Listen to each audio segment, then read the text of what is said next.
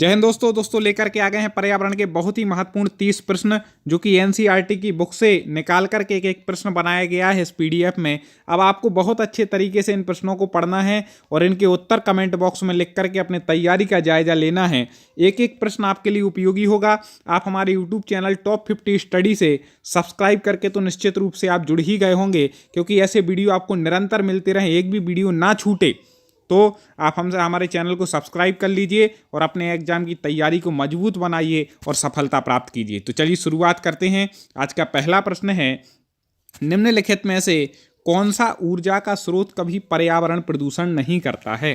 ये 4 ऊर्जा के स्रोत दिए हैं, तो कौन सा ऐसा स्रोत है ऊर्जा का जो कभी पर्यावरण प्रदूषण नहीं करता है। जल्दी से आप कमेंट बॉक्स में उत्तर दे दें दोस्तों। हाँ, बिल्कुल सही पहचान रहे हैं। इसका उत्तर हो जाएगा बी, सौर ऊर्जा। ये क्या कभी भी पर्यावरण को प्रदूषित नहीं करती, इसलिए सरकार भी इसको बढ़ावा दे रही है सौर ऊर्जा को। ठीक है, आगे देखें। वायुमंडल की सबसे निचली परत क्या कहलाती है। कई दोस्त बोल रहे हैं सर हमारे पास नोटिफिकेशन नहीं आ पाता है। देखिए, आपने चैनल को सब्सक्राइब तो कर लिया होगा, लेकिन उसके साथ आपको अपने बेल आइकन को दबाना है और ऑल नोटिफिकेशन ऑन करना है आपको। ठीक है, हो सकता है गलती से ऑफ हो गया, आप ऑल नोटिफिकेशन ऑन कर लें तो आपको प्रतिदिन की हमारी जो 8 बजे की क्लास है उसका नोटिफिकेशन मिलेगा। आप तुरंत पढ़ पाएंगे। किसी दिन नहीं भी होती, कुछ हो जाए तो बात अलग है।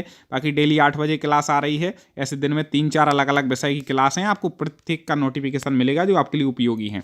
तो सबसे निचली परत जो आपको बता दें वायुमंडल की कहलाती है, वह कहलाती है क्षोभ मंडल। ठीक है, किस वर्णक की उपस्थिति के कारण पौधे हरे होते हैं। जल्दी से बता दें कौन सा वर्णक है जिसकी उपस्थिति के कारण पौधे हरे हो जाते हैं। ए, बी, सी या डी कमेंट में आपको लिखना है दोस्तों। एक एक प्रश्न बहुत महत्वपूर्ण है, एक भी प्रश्न आपका नहीं छूटना चाहिए, पूरे याद करना है। ठीक है, तो इसका जो उत्तर हो जाएगा वह हो जाएगा क्लोरोफिल। ठीक है, क्लोरोफिल की उपस्थिति के कारण क्या होते हैं, पौधे का जो कलर है वह हरा होता है। ठीक है, महत्वपूर्ण प्रश्न आ गया। एक या 2 प्रश्न बनते हैं इसमें से। रेड डाटा बुक में सम्मिलित है। रेड डाटा बुक में इसको सम्मिलित किया गया है, तो आपको बता दें इसमें विलुप्त हो रहे जीवों को सम्मिलित किया गया है, सुभेद्य जीव को भी सम्मिलित किया गया है और आपत्तिग्रस्त जीव को भी सम्मिलित किया गया है। तो इसका उत्तर हो जाएगा उपर्युक्त सभी, इन सभी को उसमें सम्मिलित किया गया है। अत्यधिक चारण का परिणाम है। अत्यधिक चारण का क्या परिणाम है, जल्दी से बता दीजिए। अत्यधिक चारण का जो परिणाम होता है वह होता है मृदा अपरदन। क्या होता है, मृदा अपरदन। अगला, जब ध्रुव से भूमध्य रेखा की ओर बढ़ते हैं तब जैव विविधता क्या होती है। जब ध्रुव से भूमध्य रेखा की ओर बढ़ेंगे तब जैव विविधता क्या होगी, जल्दी से बता दीजिए। ऐसे ही प्रश्न पेपर में आते हैं, तो जैव विविधता भी क्या होगी, बढ़ेगी। ठीक है, हाँ। अगला देखें, राष्ट्रीय पाठचर्या की रूपरेखा 2000 के अनुसार पर्यावरण अध्ययन को किस कक्षा समूह में स्थान दिया गया। ठीक है, एनसीएफ 2000 के अनुसार आपको बताना है। एनसीएफ 2000, 2005 ये हमने बहुत अच्छी ट्रिक से पढ़ाई है। चैनल पर हमारे वीडियो भी उपलब्ध है, तो उनको पढ़ लेना। तो राष्ट्रीय पाठचर्या की रूपरेखा 2000 के अनुसार पर्यावरण अध्ययन में को किस कक्षा समूह में स्थान दिया गया है, तो आपको बता दें वह दिया है 3री से 5वीं कक्षा। ठीक है, 3री से 5वीं याद रखिएगा।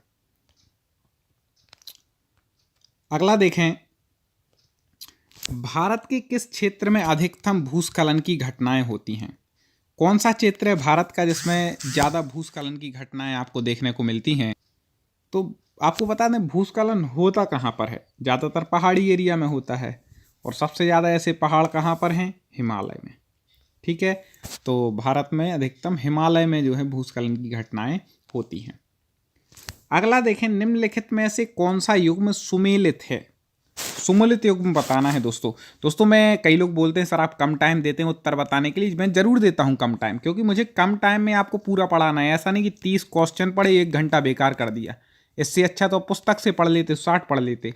इसलिए समय भी कम हो और इतना भी कम नहीं देता कि आप उत्तर पढ़ ही ना पाएं। आप अच्छे से पढ़ लें, बस आपकी स्पीड बढ़ानी है, परफेक्ट ज्ञान कराना है, इसलिए उतना ही समय मिलता है जितना जरूरी है। ठीक है, तो निम्नलिखित में से कौन सा युग्म सुमेलित है, जल्दी से बता दीजिए।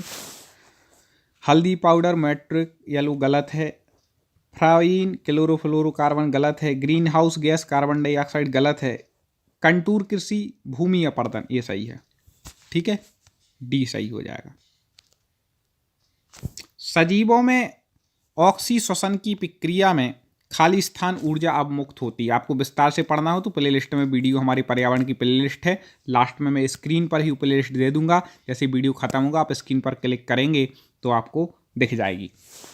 तो सजीवों में ऑक्सीश्वसन की प्रक्रिया खाली स्थान ऊर्जा अवमुक्त होती है। कितने कैलोरी ऊर्जा अवमुक्त होती है जल्दी से बता दीजिए। तो आपको बता दें 673 किलो कैलोरी ऊर्जा अवमुक्त होती है। बाढ़ में समुद्भूत पौधे मर जाते हैं क्यों मर जाते हैं बाढ़ में? तो आपको बता दें इसलिए मर जाते हैं कि मूल में श्वसन रुक जाता है। अब जब श्वसन रुक जाएगा तो पौधे मर ही जाएंगे। ठीक है।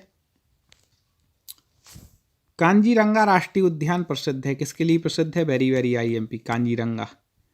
तो सबको पता है कि भाई कांजीरंगा जो राष्ट्रीय उद्यान है वह एक सींग वाले गैंडे के लिए प्रसिद्ध है। वहाँ एक सींग वाले गैंडे पाए जाते हैं। कहाँ पर? कांजीरंगा राष्ट्रीय उद्यान में। अब एक प्रश्न मैं आपसे पूछूंगा जो कि पहले मैं पढ़ा चुका हूँ, पहले जो हमारे अभ्यास ऐसे आए हैं उसमें आपको कमेंट में बताने कि कांजीरंगा राष्ट्रीय उद्यान किस राज्य में है। ठीक है, आपको राज्य का नाम बताना है, फटाक से कमेंट में लिख दीजिए किस राज्य में कांजीरंगा राष्ट्रीय उद्यान है। विश्व पर्यावरण दिवस कब मनाया जाता है? विश्व पर्यावरण दिवस सबको पता होना चाहिए, 5 जून को मनाया जाता है। सरल है। ह्यूमस निर्माण में कौन सहायक है? ह्यूमस निर्माण में कौन सहायक है जल्दी से बता दीजिए। इन्हीं दो में से उत्तर है, चलो इतना बता दे रहे। अब ना पढ़ा हो तो तुक्का लगा दो, दो में से हो सकता है सही निकले, और पढ़ा हो तो आप सही बता दो। हाँ, तो ह्यूमस निर्माण में आपको बता दें अपघटक सहायक हैं। महत्वपूर्ण प्रश्न आ गया, DDT है। DDT क्या है? पर्यावरण के महत्वपूर्ण प्रश्नों में आता है। तो आपको बता दें यह एक अजैव निम्नीकरण प्रदूषण है। क्या? DDT क्या है? अजैव निम्नीकरण प्रदूषण है। ठीक है दोस्तों, आगे बढ़। सागरीय खरपतवार महत्वपूर्ण स्रोत हैं। किसका स्रोत है? सागरीय खरपतवार। जल्दी से बता दें, आपने सुना भी होगा। इन 4 में से आप यूज भी करते हैं कई बार शब्दों को। तो सागरीय खरपतवार का मतलब आयोडीन। ठीक है, आयोडीन नमक का आप यूज नहीं करते, सुनते भी आयोडीन शब्द को। तो सागरीय खरपतवार का महत्वपूर्ण क्या है? आयोडीन के लिए। मोनाल उत्तराखंड के अतिरिक्त किस राज्य का राज्य पक्षी है? उत्तराखंड के अलावा किस राज्य का राज्य पक्षी? मोनाल उत्तराखंड का तो है ही, लेकिन इसके अलावा और किस राज्य का है जल्दी से बता दें। अब ऐसे ही प्रश्न पेपर में आपको देखने के लिए मिलेंगे। तो आपको बता दें वह हिमाचल प्रदेश का है। तो हिमाचल प्रदेश और उत्तराखंड, इन दोनों का जो राजकीय पक्षी है वह क्या है? मोनाल है। ओजोन परत की मोटाई नापने की इकाई, वेरी वेरी IMP, जिसको वेरी IMP के फटाक से तुरंत बिल्कुल रट लो, दिमाग में बैठा लो। तो आपको बता दें ओजोन परत की मोटाई जो नापी जाती है वह डावसन इकाई से नापी जाती है। किससे? डावसन इकाई से। सामाजिक वानिकी का उद्देश्य है। सामाजिक वानिकी का उद्देश्य क्या है? तो आपको बता दें पर्यावरणीय, सामाजिक व ग्रामीण विकास में मदद के उद्देश्यों से वनों का प्रबंधन। ठीक है, पर्यावरणीय, सामाजिक और ग्रामीण विकास में मदद के उद्देश्यों वनों का प्रबंधन ही क्या है? सामाजिक वानिकी का उद्देश्य है।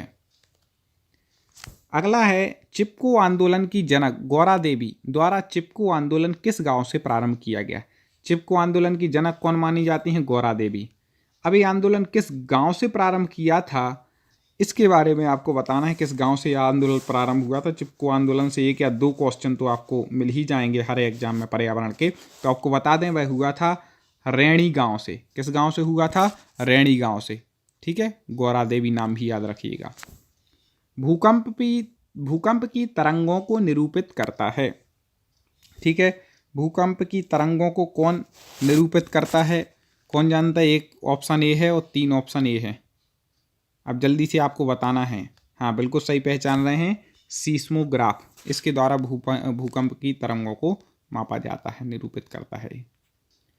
अगला है दोस्तों लाइक ना किया हो तुरंत एक बार लाइक पे क्लिक कर देना, क्योंकि आपको केवल लाइक और कमेंट ही तो करना है।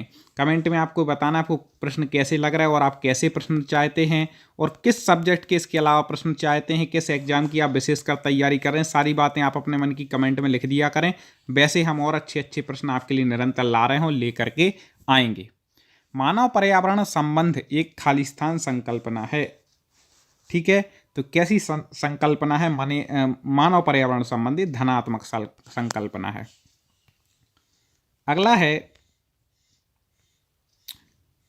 किसी खाद्य श्रृंखला की प्रथम कड़ी सदैव हरे पादप होते हैं, क्योंकि खाद्य श्रृंखला की प्रथम कड़ी जो है हमेशा हरे पादप क्यों होते हैं प्रथम कड़ी? इसके पीछे कारण क्या है? तो आपको बता दें, इसके पीछे जो मुख्य कारण है वह है वे सूर्य के प्रकाश में वायुमंडलीय स्थिरीकृत करते हैं। सूर्य के प्रकाश में वायुमंडलीय स्थिरीकृत करते हैं, इसलिए वो पहले क्या होते हैं? हमेशा प्रथम कड़ी में होते हैं, प्रथम श्रृंखला में होते हैं। अगला है, पृथ्वी की सतह के कितना प्रतिशत भाग जल से घिरा है? कई बार पूछा गया प्रश्न है, इसमें कोई कंफ्यूज होने की भी ज़रूरत नहीं है। ठीक है, 71% भाग किससे घिरा हुआ है? जल से। सरल है। अगला देखें, एक एक प्रश्न उपयोगी है। अपने पर्यावरण की स्वच्छता और शुद्धता का मूल्यांकन करना प्रमुख उद्देश्य है। अपने पर्यावरण की स्वच्छता शुद्धता का मूल्यांकन करना प्रमुख उद्देश्य है। किस क्षेत्र का प्रमुख उद्देश्य है? तो आपको बता दें, स्वच्छता शुद्धता का मूल्यांकन करना ये भावनात्मक क्षेत्र का प्रमुख उद्देश्य है। जल संग्रहण के संबंध में वहाँ की क्षेत्रीय भाषानुसार कौन सा युग्म सुमेलित नहीं है? क्षेत्रीय भाषा, जल संग्रहण के संबंध में वहाँ की क्षेत्रीय भाषानुसार आपको बताना है कौन सा युग्म सुमेलित नहीं है। तो राजस्थान जल संग्रहण को खादिन, ठीक है, बिहार में आहार, कर्नाटक में कांदी गलत है, तमिलनाडु में एरिश ठीक है। ठीक है, स्थानीय भाषा में उसको ये बोला जाता है। स्मोक या धुआं बनता है, धुआं किससे बनता है? महत्वपूर्ण प्रश्न है, कई बार इस पूछ लिया जाता है। ठीक है, तो आपको बता दें कि धुआं बनता है धुएं तथा कोहरे से। आगे, पीने के लिए सुरक्षित पानी को क्या कहते हैं? पीने के लिए जो सुरक्षित पानी होता है उसको क्या कहते हैं? ताज़ा जल, पीने योग्य पानी, आशुद्ध जल या नल का पानी। तो आपको पता है पीने योग्य जो सुरक्षित पानी होगा उसको पीने योग्य पानी बोलेंगे। सरल सा है। ठीक है, कई बार सामान्य क्वेश्चन भी आ जाए, सरल भी आते हैं कठिन भी आते हैं, मिक्स आता है पेपर में। तो दोनों प्रकार के हम 30 क्वेश्चन बिल्कुल पेपर जैसे ही लाते हैं। पिछले आपने ऐसे हमारे वीडियो ना देखे हो तो यूट्यूब पर लिखना टॉप 50 स्टडी और क्रम से आपको हमारे वीडियो दिखेंगे, तो आप पढ़ते जाइए। ऐसे एनसीईआरटी के पहले भी हम बहुत से प्रश्न ला पाए हैं, आपका एक भी वीडियो ना छूट जाए। क्या पता जो वीडियो छूटा उसमें से कोई क्वेश्चन फंस गया। इसलिए मेरा निवेदन है, अच्छे से पढ़ें, लगन से पढ़ें, मेहनत से पढ़ें, याद करें और बिल्कुल दिमाग में बैठा लें इन प्रश्नों को। तो 16 घास स्थल कहाँ पाए जाते हैं? आपको बता दें 16 जो घास स्थल हैं वह कहाँ पर पाए जाते हैं? वह पाए जाते हैं पश्चिमी घाट में। ठीक है दोस्तों, प्रश्न यदि आपको अच्छे लग रहे हों अपने मन से तो आप तुरंत इस पर लाइक कर दें दोस्तों। आगे शेयर जरूर करना अपने 3 मित्रों तक, 3 व्हाट्सएप ग्रुपों में शेयर कर देना या टेलीग्राम ग्रुपों में या फेसबुक पर, जहां आपको उचित लगे अपने 3 मित्रों को कम से कम इससे जोड़ना है, ये आपकी जिम्मेदारी है। तो लाइक और शेयर करें। भारत में पेनिकल पक्षी कहाँ प्रजनन करते हैं?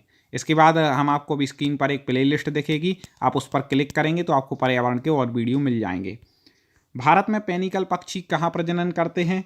तो आपको बता दें कि पेनिकल पक्षी जो हैं भारत में कोक्कुर बेल्लूर में करते हैं, नीला पट्टू में भी करते हैं, कुंथन कुलम में भी करते हैं। तो ये सभी इसका उत्तर ठीक हो जाएगा। तीनों जगह क्या पेनिकल पक्षी प्रजनन करते हैं। दोस्तों हम उम्मीद है आपको प्रश्न पसंद आ रहे होंगे। आपकी निश्चित रूप से इन प्रश्नों को पढ़ करके डेली जो हमारी 8 बजे क्लास हो रही है शाम को, इसमें आपकी तैयारी को मजबूत बनाएंगे, पेपर के लिए बहुत उपयोगी होगा। निरंतर आप तैयारी में जुटे रहें और ढेर सारी मेरी शुभकामनाएं, सफलता को प्राप्त करें। प्ले लिस्ट पर क्लिक करके आप और वीडियो देख सकते हैं, टॉप 50 स्टडी सर्च करके क्रम से पूरे वीडियो देखें और अपनी तैयारी को एक नया आयाम दें। तो चलिए कल फिर मुलाकात होगी और प्रश्नों पर चर्चा करेंगे। जय हिंद।